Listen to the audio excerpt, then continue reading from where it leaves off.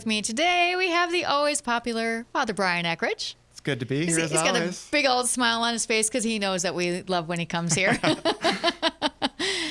So Father Eckrich has come in today to talk about something very interesting, a little deep, but not too deep for anybody to understand. So we're going to talk about time, which sounds boring, but it's not boring. How to foster silence to find God. So this is all going to kind of revolve around fretting about the future, dwelling on the past, and living in the present. Yes. Yes. It sounds like a great introduction. Okay, good. Because I was like, how am I going to introduce this topic? So, Father, thank you so much for coming down from your Millbank area pastorate. Do you guys have a name yet? You don't, right? We don't yet. Okay. No. Have any thoughts? He's like, I'm not even going there. Just getting the committee together. Okay, good. How are things going? Pretty good. Okay, good. Yep. Good. Getting all settled in. And Oh, you're yes. from that area, sort of. Yep. So it's that's close, not so closer bad. to home and closer to Watertown and good. Yeah. Yeah. Close to good people. Yes, very much. Okay, so we're going to talk about time. I'm going to let you start, but I think we want to start with because this kind of has to do with a Greek definition of time, an ancient definition of time, probably the right definition of time. So Yes. you want to start there. Yeah. So this was something I recently discovered, or maybe a couple of weeks ago. It was actually Casey in your office was the one that brought this distinction to my attention. That obviously, modern English we just have the word time, Mm-hmm. but the ancient Greeks, they were a little bit more nuanced than we are, Yep. and they have two definitions of time: Okay. chronos and kairos. Okay. And so maybe we can begin talking simply about just some basic definitions. Start with chronos. Yeah. So they define chronos as time insofar as it's a quantity, Okay. that it's a before and after, that's always progressing. We say like time is fleeting, like maybe the moment escaped me. And they actually viewed this chronos as the bad form of time. This Okay. is something that Oh, there's a bad and a good. yeah, Okay. chronos is bad. We'll Okay. just establish that as kind of the base here. And we'll explain why that is, and it'll become very evident in your own experience Right. of life. Right. So they viewed chronos as the form of time that enslaves man. Okay. And so that's the basic definition of. Do we want to stick to just the basic definition of chronos first, and then we'll talk about kairos later? Or? But it's interesting that you say that in that way. It enslaves man. And as soon as you say that, I'm thinking we all feel confined by time Yes. all the time. So you're going to explain this to us, and everybody's going to be like, oh. So just, go Yeah. ahead. What's chronos? Or kairos, sorry. Well, kairos then is kind of the good form of time. Okay. Kairos is not a quantity of time, it's progression of time. Kairos is really a quality of time. Okay. That I am present in this moment. Mm-hmm. Whatever it is that I should be doing is most proper for me to do in this moment, I'm doing that. Mm-hmm. And so kairos is not concerned about a progression of time. It's just essentially just living in the moment. Mm-hmm. And we'll discover then I can explain how that actually then liberates us. And that's what God ultimately desires us to live in kairos. And we'll understand that when we encounter in the moment, we attain this peace, this silence in our own hearts and minds and lives. Yeah. It's really funny that you said Casey brought this up to you and you didn't know anything about it, because in my experience with you, you're actually fairly good at living kairos sometimes. Yes. One of the things that Father Eckrich does, if you don't know this about him, when he is doing something with someone, goes to their house for a meal, whatever it is, he leaves his cell phone in his car. Yes, intentionally. Yeah. So there's this focus on the present, on the person who's in front of you, instead of worrying about, ooh, what was that thing I had on my schedule earlier? Or, gosh, I wonder what's going on Facebook, or, whatever. Or, oh, my phone rang a little while ago and someone left a message. I need to go in, So you're very good at that. Now, I don't know if you're always good at that, but that's been my experience with you many times. Absolutely. And those are absolutely wonderful, joyful moments. Yeah. Whether, I'm spending time with you guys up in this office here, or anyone. Yeah. But yeah, I guess so. You noted it then, or maybe repeat what you said. To kind of like we can get, you note the reality of distraction. Yeah. And so maybe kind of we can touch base back with chronos. Yeah. It's the kind of how, and trying to define it. I think the best way to explain it is just to appeal to our own human experience. Right. That one of the things that people always say is, "I'm so busy. I'm so busy. I'm so busy," and it's like, okay, yes, and real life is busy. You know, you're busy now that I'm in charge of, I'm a pastor for parishes. I'm busy. You know, I even think of days like this week. I have 2 funerals. I have, I'm burning through emails. I get phone calls all the time, and that's not a bad thing. Right. But one thing I find myself is I begin worried about, I'm like thinking, oh, I'm getting behind schedule. I'm always worried about the next thing. Right. Oh, yes. And now the focus is on the future. And you always know you're in chronos because you look into the future. And so many of those times when I'm having a phone conversation or just an email, or I'm just like, my disposition is like, oh, let's just get this done. And then it's stressful, obviously. And you get to the end of the day and I kind of ask myself, with this feeling of emptiness, I'm like, was I ever once really truly present to anyone I talked to today? And it just, so I'm sure we've all experienced that. Yes. And it's not that now some people might say, well, I have to be thinking about the future to some degree. And that's true, because otherwise you'll just like miss all your meetings and all that stuff. Yeah. But I think what you're saying is to not have all of your focus on the future or the past. Don't dwell on things that have already happened that can't be changed anyway. Yeah. Is that right? I think you have to have a healthy balance. Yeah. You have to Yeah. The future is a reality. Yeah. But you just can't let it take mastery over you. Right. Okay. So, we talked about why chronos is bad for us. In fact, I'm wondering how many people, if they're listening to this, are just actually barely listening and thinking about all the things they have to do. So snap out of it, come back. I'm on focus on us right now. We're in the present. Listen, hear us. Okay. Yeah. So do we need to define kairos more, or do you think you've chronos. got that? Or Either one. Which one are we doing? Either Okay. one. Well, one thing I guess I was going to, maybe an interesting segue or good segue. Yeah. And you have this in front of you, but one of my favorite authors is C.S. Lewis. Yeah. Mine And too. so C.S. Lewis wrote one of his famous works is the Screw Tape Letters. And Screw Tape Letters are a series of fictional letters that written from one demon to another, like instructing them on how to tempt human beings to get them to hell. And this is letter 15, and I could see how much of this I actually want to read, but I guess I'll maybe paraphrase. But he's talking about, Screw Tape is talking about how humans live in time, but God destines them for eternity. So there's this reality that there's 2 categories that God desires for us. Ultimately, he desires us to live in eternity. But we here on earth and time, well, he's saying the way we encounter God's eternity, we live out as close as we can get to God's eternity here and now. Okay. Is the present moment. Okay. Well, maybe I can maybe take a segue on this too, or a further explanation, but it is the reality of God, that God is eternal. He's outside of time. So this is important to note that God does not have a before or an after. Right. That, I guess in the words of an ancient philosopher, Boethius, you don't need to remember that name. I guess people don't know who that is, but Boethius said eternity is the complete and simultaneous possession of all time.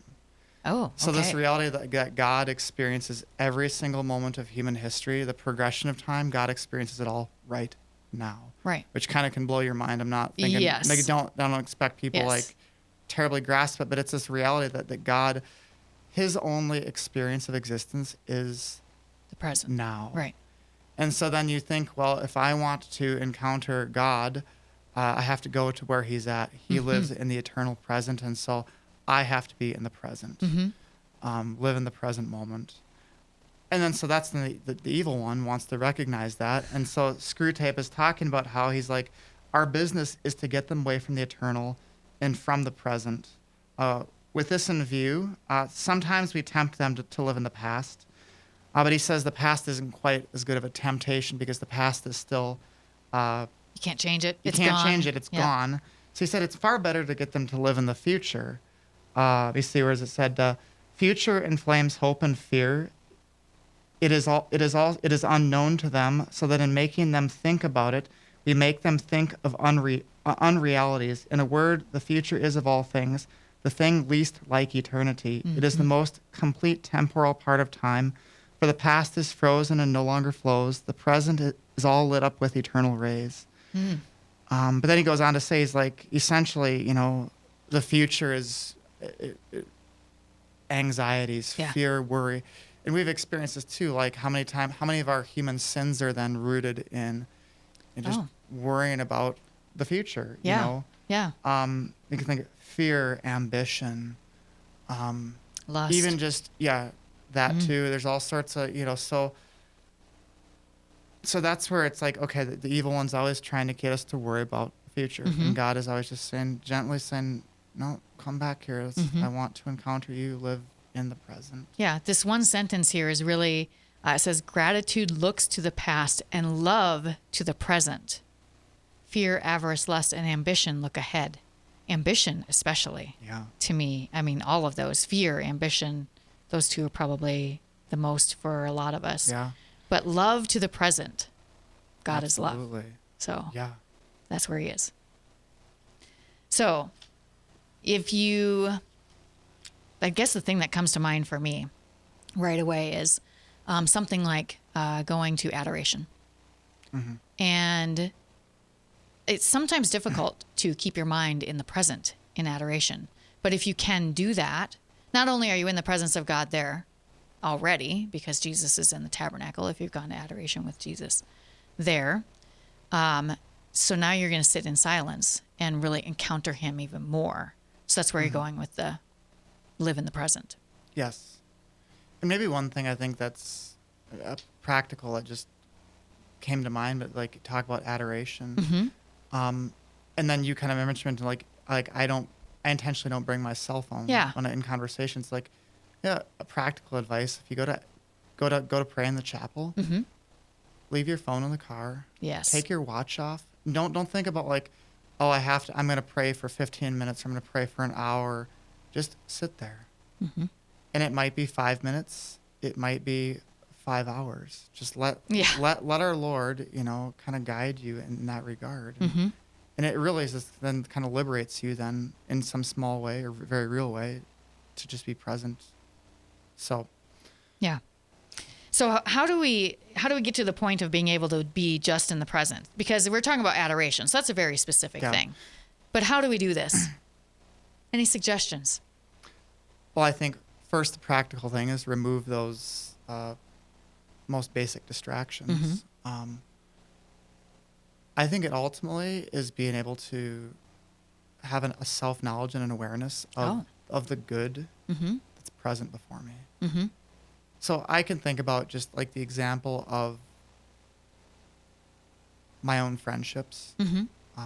That have been privileged to be able to see this great good, mm-hmm. this very just profound good in my friends. And it's like, okay, and recognizing that then our heart and mind naturally desires to focus on that which we see as good. Mm-hmm. And so, and then that, so I can sit down with my friends and it's quite beautiful. We might sit down for a phone call or, for a meal or something. It's 8:00 at night. And then all of a sudden it's like, look at the time. It's like, oh, it's 1 a.m. Right. It feels like it's been 15 minutes. But I think part of that is fueled ultimately, well, one, I can on a more abstract level, I can recognize their good, the mm-hmm. good that's present in them. Mm-hmm. But then it's focusing, I think, on real things. Maybe that's always kind of a theme I've talked about this before in previous episodes, but it's like have interesting conversations. Mm-hmm. Actually focus on things that are real. Keep us grounded in reality, because maybe that's another thing. Like if you're always worried about the future isn't real yet. Right. Past isn't, sort of real, but it's like what's most real is the present. Right. So, and we get very caught up in worry and anxiety, which just really sets us on a bad path for our day. And most of the time your worry and anxiety, is it actually real? Right. Well, none of the things you're worried about happen. Yeah. When you worry about like, oh, this could happen, that could happen. Like, how often does it really happen? Yeah. I think the kairos for those with children, I don't have any children, Father Eckrich obviously I do does not have any children. But for those with children, this can be maybe really helpful in spending time with their kids, to really focus on the moment that they're with them, or maybe it's on the time you're spending with a sick friend or relative. My dad, for instance, has been battling cancer for several years, and I go regularly with him for his chemo treatments. And it's some of the most, my dad listens to this show, so he's going to hear this. It's actually some of the most beautiful times I've spent with him. And it's very much in the present and getting to just talk to him and not worry about, yes, I have to go back to work and there's a lot of things that are waiting for me there, but to try to just be in that time, and we have our deepest conversations and those times when I think that God enters into those places. So I think those are really beautiful moments, and we need to look for those and nurture those in our lives. The first thing that comes to mind is that's a very real moment. That's a very real reality. Like that's something that is ultimately very important to the both of you, but it's not frivolous. It's something. Right. Yeah. I mean, yeah, I think in that moment I'd say like you recognize this a great good and importance to this moment. And so you just said something there that actually makes me think. So you said it's not frivolous. I think a lot of us think that focusing on the present is frivolous. They might hear you say, I talked to a friend from 8 o'clock until 1 a.m. and think, well, I don't have time for that. That's frivolous, as you just said. I think we have to get out of that mindset, don't we? Do you know what I'm saying? That we don't have time for that. We have stuff to do, and I don't have time for the present. I got stuff to worry about, and I got to go get ready for this and go do that. Just before the show, we were trying to get ready for what we were going to say.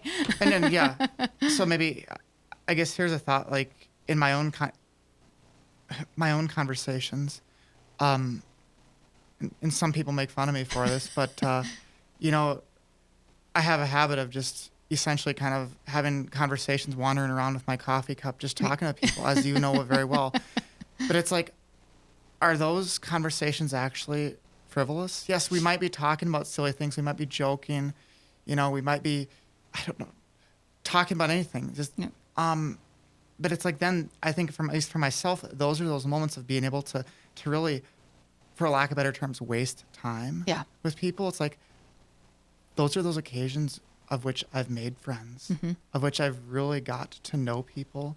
Not just even my best friends, but just people in general. Like I get to know them, they get to know me, and then now all of a sudden I've through something seemingly frivolous, now I've attained something that's actually very meaningful and real, a friendship. Yep. So now let's think about that. You can do that with God.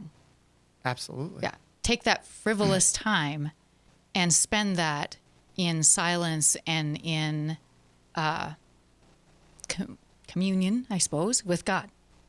Yeah. Once you say that. So maybe here's another just kind of a squirrel thought, random thought. But so I remember way back when I was in college, I attended a retreat with the community of St. John's, and they're a wonderful community. They're out in Illinois. And this Father Nathan was talking about how it's so very easy for us to like get caught up just doing things in prayer. That we maybe sit down for a holy hour and like, okay, first I'm going to read scripture, and then I'm going to pray my rosary, and then a journal, and then I'm going to, and he's just like, God likes those things, but he's just like, God's also perfectly fine with it if you just sit there. Yeah. And maybe you have no idea, like you feel this feels awkward. I don't really know what to do. It just feels like time is dragging. I don't know, whatever, but he's like, those moments in which you feel like you're wasting your time the most in prayer are probably perhaps those times in which God can actually be, those are the times that God appreciates. He can actually be working in you. Yep. You can be silly and frivolous with God too. Yeah. So it's like, I remember him just saying, he's like, don't ever feel bad about wasting time with God or thinking that, you didn't accomplish anything in prayer. Right. Oh yeah. Yeah. Because I think that sometimes we're very results oriented. We like to see I have to see a practical result. And if it's not, then if I don't see a result, then it's frivolous. And it's like, and my time was wasted. And my time was wasted. But it's like, no. And even if you think like I didn't do anything in prayer, didn't feel like I got anything out of it. Yep. It's never a waste. Right. Father, that was an interesting conversation. So I'm going to just wrap it up by saying, hey, live in the kairos. Live in the present. Live in the moment. Don't worry about the future. Don't worry about the future, and certainly don't dwell on the past because you can't do anything to change it. Yeah. You can always be better, but you can't change the past. So why worry about the future? Who cares about the past? Yeah. Just live in right now. Absolutely. Father, thank you so much for coming in to talk to us about something a little deep. And I got good things out of it, and I hope everybody else did too. So thanks. Thank you for having me. You bet. If you haven't found us on social media already, you can find us at Facebook, Instagram, Twitter, and YouTube at SF Diocese anytime. You can also make sure you check your email. And we do send out a weekly email newsletter called Against the Current. Many of you get it. If you haven't opened it up yet, open it up. There's lots of good stuff there. That's it for us today. Hope you'll join us again next week for more Catholic Views.